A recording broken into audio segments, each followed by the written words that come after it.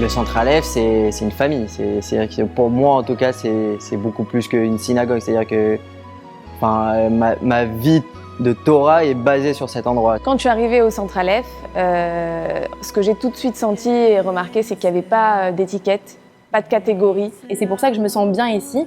C'est parce que j'ai su qu'ils étaient ouverts à tous et qu'il ne fallait pas vraiment un degré de religion ou un degré de savoir. Et ici, on part ensemble.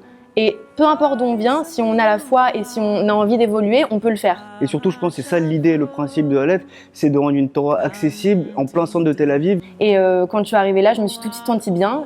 On sentait ce côté famille en fait. Je pense que quand les gens ils viennent ici, ils se sentent directement très à l'aise par rapport à Yitzhak parce qu'il arrive à les mettre à l'aise. J'ai trouvé un rave, plus qu'un rave, j'ai trouvé quelqu'un qui était vraiment ouvert aux autres. C'est comme un grand frère. Il va savoir comment s'adresser à son public, comment parler, et tout en restant très strict au niveau des halachot. Il perpétue ce qu'avait fait son père Zichrono Livracha, à savoir être ouvert à tous et réussir à communiquer la Torah à tout le monde.